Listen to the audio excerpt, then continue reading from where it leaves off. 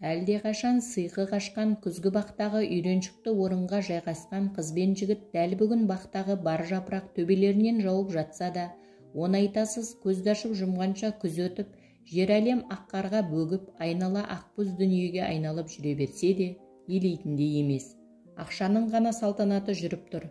Ақша болса махаббатты да, адамды да сатып алуға болады деп есептейтіндер, сенбесеңіздер келіп көріңіздер.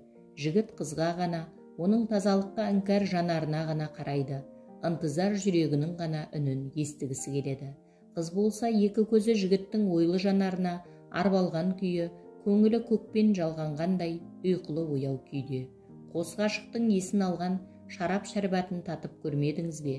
Дүниеде бір тамшысы таңдайыңа тисе-ақ, бүкіл жұлын жүйкеңе тарап, көңіліңе шәй орамалдай жұмсақ дейіп, құштарлықтың мөлдір тамшыларын себезгілеп, көптен шаң басып көмескі тартқан кеудеңе шам жағып, ғажап күйге бөлейтін шәрбәт жайында білгіңіз келсе, көктемде ернеуінен асып төгіліп, өткел бермес өзендей бұла сезімі тұла бойын тасытқан жас жігіттен сұраңыз. Алабұртқан көңілі әр нәрседен секем алып, үлбіреген жүрегі мазасынан айырылған бой жеткеннен сұраңыз. Қыстың ызғарынан жүрек сүнбей, бірақ үпеткен желден майыса жаздап, ақыры бойын тіктеп барып, ерте көктемде бір жарған бәйшешектей нәзік, ессіз жел еркін кезген, маң далада қурай сыңсытып салған саздай әсерлі сөздерді бір-біріне үнсіз арнап, күллі дүниені ұмытып тұрып, жанарымен ғана аймаласқан ғашықтардан сұраңыз. Бір тамшысы таңдайыңа тисе-ақ, бүкіл жұлын жүйкеңе тарап, көптен шаң басып көмескі тартқан кеудеңе шам жағып, құштарлықтың мөлдір тамшыларын себезгілеп тұрып, есіңді алар ғажайып шәрбәт туралы солар ғана айталады. Өзім хабарласам, деді жігіт қызды шығарып салып тұрып. Дәл осы шақта, дәл қазір өзінің осы қыздан басқа қуанышы жоқ еді. Жігіттің үйіне келе сала, қызбен қайта сөйлесуге аңсары ауды. Жоқ, мазасын алмайын, демалсын, ертеңде күн бар. Мен жалғыз болғаныммен, оның үйінде ата-анасы бар, оларға да уақыт қалсын. Шешем марқұм тірі болса, осы бөлмеде кірпік ілместен мені күтіп отырар еді. Мен оған Ая туралы айтқанымда әрі қуанып, әрі толқыған анам тіпті дегбірінен айырылып, ертесіне құрбыларына ұлының көп ұзамай келіншек әкелетіні жайлы сырғып айтар еді, деп ойлады, ертеңгі жұмысқа киімдерін әзірлеп жатып. Қанша енді бармаймын, көрмеймін десе де, Аяның ата-анам сенің туыстарыңмен танысқысы келеді деген сөзінен кейін ойына бірден нағашы апасы оралды. Одан басқа кімі бар? Шешесі тірі болса қызым деп бауырына тартып, Аяны жақсы көріп кетер еді. Мүмкін Аяның туыстары менің нағашы апамды актриса ретінде танитын шығар. Тіпті танымаса да кезінде гүлдей құлпырған өнер адамы оларға естен кетпес ерекше әсер қалдырып, мен үшін тырысып көрер. Сонда менің не әкесі жоқ, не шешесі жоқ тұлдыр жетім екендігім еленбей кетпей ме? Нағашы апама одан басқа салмақ салмасым анық қой. Осыдан екі жақ келіссе, өз алдымызға отау тігіп, өзімізше өмір сүріп кетер едік. Аяны ұнатар мекен, ал Ая оған қалай қарайды?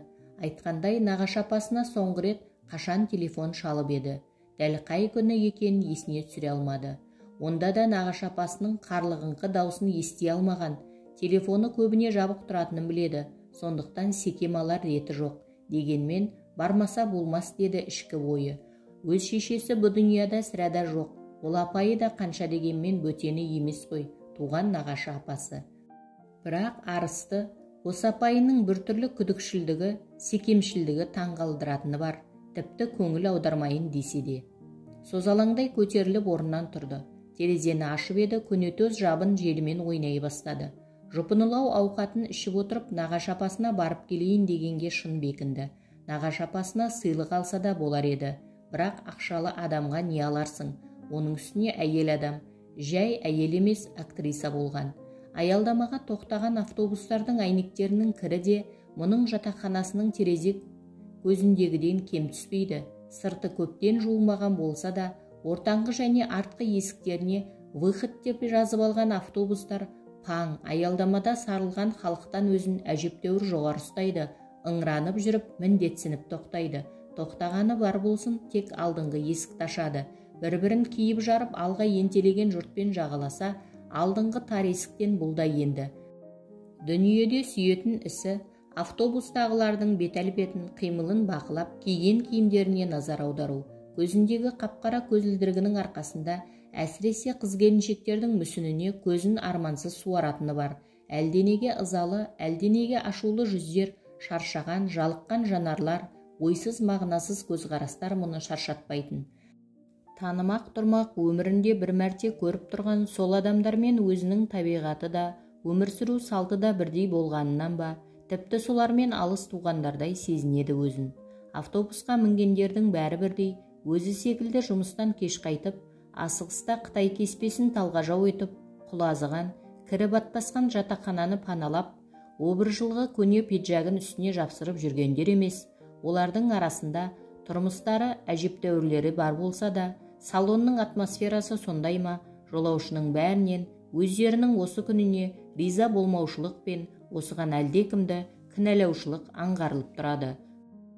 Сонда олар неге риза емес, өздерінің бай болмағанына ма, осы салонға мен секілділермен қатар отырғанына ма, болмаса жақсы тұрмыс іздеп келгенде бәрі өзі ойлағандай керемет болып кетпегеніне ме? Сіз я әрі тұрыңыз, я былай шығыңызшы, кедергі келтіріп тұрсыз тіпті. Өзіне сөйлеген даусы ызбарлы әйел баласының кірпігінің ұзындығы мен қалыңдығынан бір қарағанда ұйқысы келіп тұрғандай көрінеді екен. Сол ұйқысы келіп тұрған көздер тесірейіп суық қарайды. Кейін ысырылып, салоннан шыққалы тұрғандарды өткізіп жібергенде, тура қасынан бұрқ еткен қолаңса иісі аузы мұрнын шарпып кетті. Тіпті өзі жұмыс істейтін мүрдехананың иісі мұндай емес еді. Жасанды қаспен кірпік, тырнақ жасатам деп жүріп, қолтығын жуатын сабынға ақша жетпей қалды ма екен деп ойлады, жиіркеніп тұрып.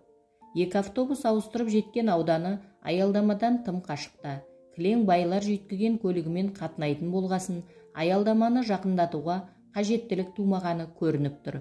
Екі жағынан жағалай ағаш егіп тастаған тақтайдай тегіс жолдан анда-санда қымбат көліктер ағындап өтіп шығады. Әдемілігі бір-бірінен өткен қуыршақтай үйлердің әрқайсынан талай түндер сызбасы сызылып, талай күндер бойы құрылысы салынған қажырлы еңбек көрінеді. Мынаған қанша ақша кетті екен, сыртындағы қоршалған дуалының өзі күйдірілген кірпіштен өріліп, ауыр қақпасының сырты күміс түспен айқыш-ұйқыш өрнектелген биік сәулетті үйді көркем туынды десе болғандай. Қақпадан жартылай көрінген үш қабатты үйдің сквері ғана емес, терезелерінің жан-жағы ерекшеленіп, гипспен әдіптелген. Құрылысшы болмаса да оның бәріне қанша тер төгілгенін шамалап келеді. Әдетте мұндай үйлердің ауласы кішігірім стадиондай болып келеді де, және міндетті түрде бассейні болады. Шіркін, осындай үй салсам, аяны қазір болмаса да, кейін осындай үйге кіргізсем, ата-анасы да риза болар еді. Менің мамам да тірі болса, ұлының азамат болып, үй салғанына жүрегі жарыла қуанар еді. Қуанғаның не, тіпті үйдің жарты жұмысын қоймай жүріп өзі тындырар еді-ау. Шаршамайтын еді ғой мамасы. Жан-жағын еркінше тамашалап келе жатып, нағашы әпкесінің үйіне де келіп қалды. Мен сізге келіп едім деп хабарлауы керек екені есіне түсті. Нағашы апасының телефоны мүлдем байланыста жоқ. Бір жаққа кетті екен. Бірақ соңғы жылдары апайы ешқайда шықпағанын біледі. Уақытында айналасындағы үйлердің алды болып, алыстан ерекше көрікті болып көрінетін үйдің қақпасы ғана оңа бастапты. Айналасы жым-жырт. Қызыл-күрең есіктің астына қарай үңілгенімен, ол жердегі саңылау бар болғаны 10 шақты сантиметрлік екен. Ештеңені көріп жарытпады. Жоғары жағына қарады. Қақпаның үстіне қадалған басы үшкір темірлер істік тәрізді, аспанға шаншыла қарап тұр. Қақпа есігінің кілттік салатын жері де тым кішкентай болып шықты. Қайтып кете берсем бе деп ойлады. Мен келдім дегенмен де құшағын жайып қарсы алатын нағашы апасы болса кәні. Онша жаратпағаны қабағынан аңғарылып, шаршаңқырап тұрып есік ашар еді. Ауласы мынау, не ауыз не мұрын жоқ. Қарапайым үй болса терезесінен қаға алмасаң тас жіберер едің, болмаса иті шабалана үрсе иесі де шығар еді. Ал мынадай тасқамал секілді бедірейген үйге ұрыда түсуге ойланатын шығар. Мысалы мен қақпадан түссемше, анау найзадай болып тікірейіп тұрған сүңгі қарныма кіріп кететін шығар. ойбай-ау, тіпті сол қақпаға өрмелеуді айтсайшы. Табан тіреп, өрмелеп шыға қоятындай емес, жып-жылтыр, теп-тегіс. Көзімен өлшеп көріп, биіктігі 3 метрге жуықтайтынды шамалады. Бұрын қалай кіруші еді? Телефон бар екен ғой. Ал енді не тұрыс? Екі қолын қалтасына салып, кері бұрылып жүре берді де кілт тоқтады. Соңғы жылдары сырқаттанып жүрмін демеп педі. Нағашы апасына бір жағдай болып қалса ше. Ол да мүмкін ғой. Бірақ апасы қартайып тұрған ештеңесі жоқ. Бар болғаны 57 жаста. Полиция жедел жәрдемнен бұрын келіп жеткенге дейін мұның ойына не келіп не кетпеді. Бекер дүрліктірдім бе? Мүмкін нағашы апам жай басқа жаққа қыдырып кеткен шығар. Өзі жоқта үйін бұздырғаным қалай болады деген ойдың шырмауынан шыға алмады. Ал егер телефонын қолданбай, өзі қашанғыдай бетіне крем жағып, көйлектерін киіп қарап жүрсе ше, ренжиді-ау. Ренжіп қана қойса ештеңе емес, заң бойынша солай деп сотқа беріп жүрмесін.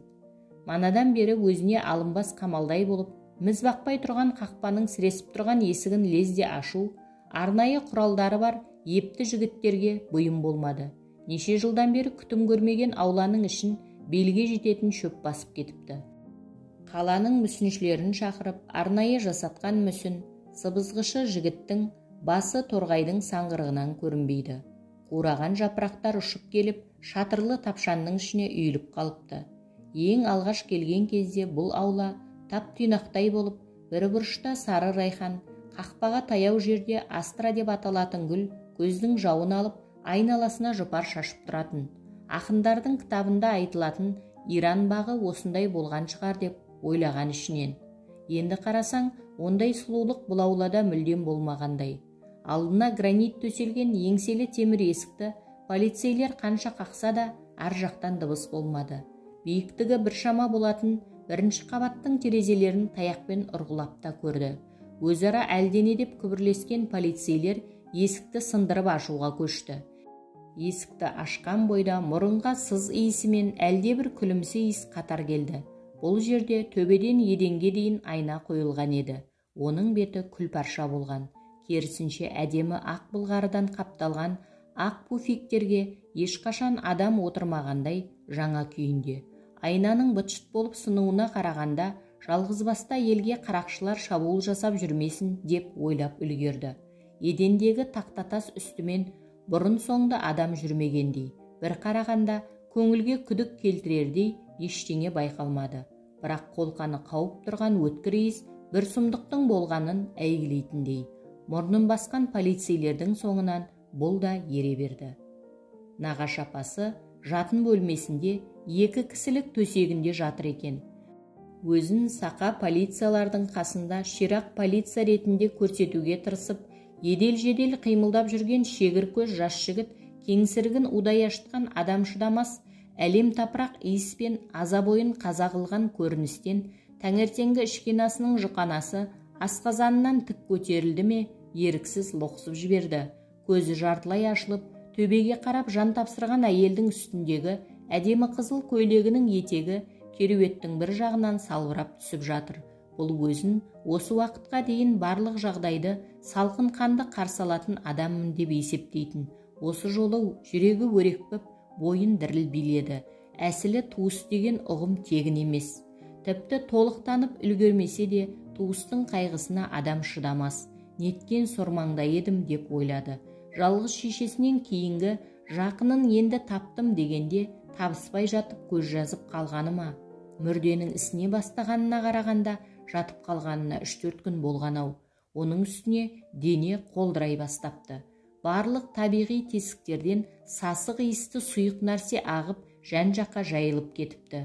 Талай мүрдені көріп, азап ойы қаза болар оқиғаларды естіп, қарапайым адамның жаны түршігер ауру тарихын жазып жүрген кәнігі маман болса да, бұл жолы өзін ұстай алмады.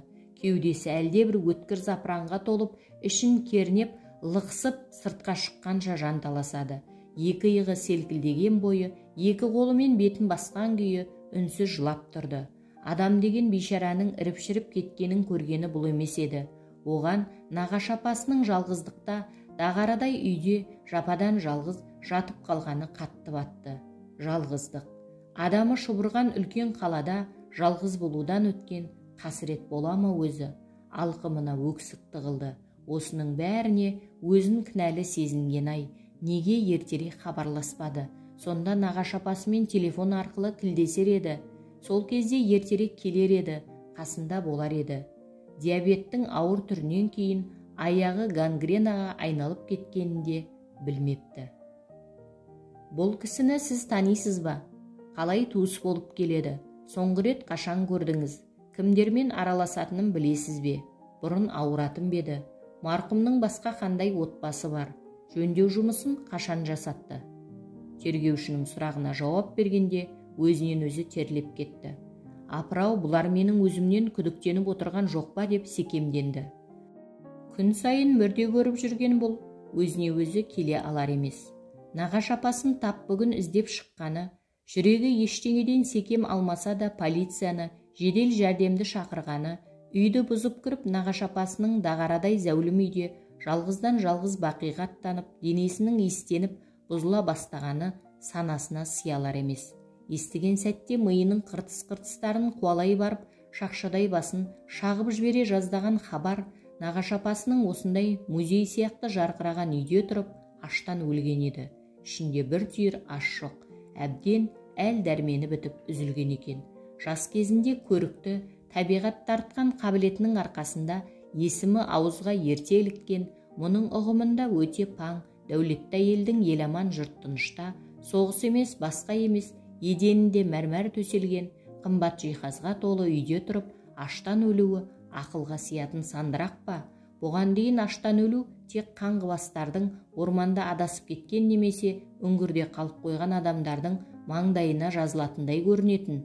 Ауласына 10 көлік еркін сиятын, үй-жайының салтанаты анадайдан мысыңды басатын, іші кірсе шыққысы жағдайда өмір сүріп отырып та аштан өлуге болады екен-ау. Басы зеңіп кеткендей болып көзін жұмды. Қолына арнайы қолғап киген көзілдірікті жігіт қағазға әлденелерді асығыс жазып жатты. Жатып қалғанына 3-4 тәулік болған, деді. Бұл даусы дірілдей. Көзі әйнектеніп тұратын дәрігер жігіт қабағын кіржитті. Оны қайдан білесіз? Қонақ бөлмемен бірге жабдықталған піл сүйегі түсті қымбат ас үй жиһазын шаң басыпты. Көптен қолданылмағаны көрініп тұр. Мұздатқышта томат пастасы, майонезден басқа азын шоғын тамақ бар екен, бірақ көптен тұрған азық иістеніп кетіпті. Нағашы апасы көптен төсектен тұра алмай, бір жұтым су ішуі мұң болған екен-ау деген ой мүлдем жаншып тастады. Шыны ыдыстардағы әртүрлі дәндер, күріш, бұршақтардың таусылғанына қарағанда, нағашы апасы көптен бері сыртқа шықпаған. Бұл өз ойымен болып кетті. Нағашы апасы диабеттің соңғы стадиясын өткерген. Диабеттің ауыр түрінен оң аяғы гангрена болған. Ең соңғы күндерінде мүлдем ас ішпеген. Тұруға, жүруге мүлдем халі болмаған. Егер қасында біреу болса, бұлай болмаған болар еді. Сонда осыдан 3 не 4 күн бұрын жан тәсілім болған ба? Олай дейтіні, адам қайтыс болған кезде бұлшықеттер қатаяды. Бұл химиялық реакция қайтыс болғаннан кейін 2-3 сағаттан соң болады. Тек 2-3 тәуліктен соң барып бұлшықеттер босап бастапқы қалпына келеді. Денесінде көкшіл дақтар да көп жатып қалғанын аңғартады. Өзі жұмыс істейтін жерге әртүрлі жағдайда жан тапсырғандар жеткізілетін. Егер аяқтың саусақ ұштары мен құлақтың ұшы көгеріп қалған болса, ол адамның асылып өлгенін, денеде түгел алқызыл шие түске енуі газдан уланғанын білдіретін. Ал бұл жерде дененің көкшілдігі қанның бүкіл ағзаға тарамауынан болып тұр. Осыдан 3 не 4 күн бұрын ғана нағашы апасы тірі болыпты. Ал бұл сол күні демалысы еді. Қаннен қаперсіз ұйықтап жатты емес пе? Жүрегі сазып, басы айналғандай ма? Мүрдені сараптамаға алып кеткен соң, 1,5 адамға хабар беру үшін нағашы апасының телефонын табармын деп далбасалап жатып, жатын бөлмені қарай бастады. Қызыл ағаштан жасалған ауыр комодтың үстіндегі терезе алдындағы рамкаға салынған нағашы апасының жас, сұлу кезіндегі суреттерін бірінен соң бірін алып ұзақ үңілді. Жанары тұнық, қасы иіле біткен сұлу болған екен. Дөңгелек жүзі мен қыр мұрыны ерекше көз тартады. Бұйралау кекілін оң жағына қайырғаны көркін аша түседі. ұзын шашы арқасын жапқан, суреттен қарағанда жанары өткір, бұған өкпелеп әлде жазғыра қарағандай. Нағашы апасының атын өрнектеп жазып сыйлаған естелік сыйлықтарды шаң басып тұр. Бір шетте үйілген кітаптар мен ескі журналдарды ақтаруға жүрегі дауаламады. Әрі тас үй әжептәуір суық екен, әрі беріден соң тоңази бастады. Өшіп қалған қол телефонының қуатын толтырып қосқан кезде өз көзіне өзі сенбеді. Бір кезде атағы әжептәуір болған актриса бар болғаны 3 адамның нөмірін сақтапты. Құны әжептәуір қызметте жасайтын бір адамның айлығына тұратын телефон сырты қандай жылтыр болса, іші соншалықты жұпыны болып шықты. Ешқандай бағдарламаға қосылмаған, өзінің ішінде бірлігі де жоқ екен. Өзінің телефонымен X деп сақталған нөмірді тере бастады. Ол жабық екен. Келесісін терді. Ызалана басып тастады. Ол да жабық. Бәріне не болған? Әлде олар да мұның нағашы апасы сияқты? Өзінің қатты шаршағанын сезді. Осы кезде мұның өз телефонына қоңырау келді. Алло, сіз звондадыңыз ба? Шетелде аты танымал болған актрисаның қазасын естіген ер адам бір сәт мәңгіреп тұрып қалғандай көрінді. Даусына қарағанда жасы 60-ты алқымдаған-ау, көз алдына қасқа басты, қарны шыққан еркекті елестетті. Біраз уақыт үнсіз қалған ер адам ертең келетінін, тағы бірер досына хабарлайтынын айтты. Үйдің іші қаракөлеңке тартты. Жарықты жағып еді, манадан тұмшаланып тұрған көңілсіздік сәлде болса ыдырай бастағандай болды. Бүгін өзімнің үйіме жетіп алуым керек дегенді ойлады. Нағашы апасының жатын орнын көзбен тағы бір шолып өтті. Бірнеше күн өлік жатып қалған үйдің үрей шақырып құтыңды қашыратын бір сыры болатынын осы жолы түсінді. Мүрделермен күнде жұмыс жасап жүріп, осындай үрейге билетті мекен, тап қазір есінде жоқ. Нағашы апасының төсегі шашылып қалыпты. Жастығының астынан бір кітапша көрінді. Әйелдер жақсы көретін арзанқол роман шығар, әлде күнделік пе? Әй, бірақ мына заманда күнделік жазатындар қалды дейсің бе? Бірақ өнер адамдарының күнделік жазбайтындары сирек шығар деп ойлады, өзінше жорамалдап. Кенет жастықты ашып, тапшаны алам дегенде өзінен өзі шошынып сүрініп кетпесі бар ма? Екі қолымен тіреп құламай қалды. Қолын төсектен алған кезде қолына жабысқан жылбысқы шырышты көріп өзінен өзі шошынды. Жұмыстағыдай медициналық қолғап кимеген қолдарын қайта-қайта ысқылап жуып, тіпті иіскеп те көрді. Көбінесе түгел ағза емес, кейбір бөліктері ғана балауыз секілді түрге енеді. Сары түсті бұл зат ұзақ жылдар бойы ағзаның бүтін бұзылмай тұруына көмектеседі. Ал ағзаның тіндері бүліне бастаған кезде осы май жасушалары ферменттер бөледі. Мұның қолына жауып қалған осы сұйықтық болатын. Ол ашық жараға түссе, тірі адамды өлтіруі мүмкін. Бір сәт бөлмеде біреу уф деп күрсінгендей болды. Уф, өз құлағына өзі сенбейін десе де естігені рас. Рас, нағашы апасының күрсінгенін естіген емес, бірақ мына демалыс соныкі. Сонда адамның жаны болады деген сандырақтың рас болғаны ма? Дененің ішіндегі мүшелерін көзбен көріп, қолмен ұстап жүргендіктен, тек көргеніне ғана сену оның дағдысына айналған.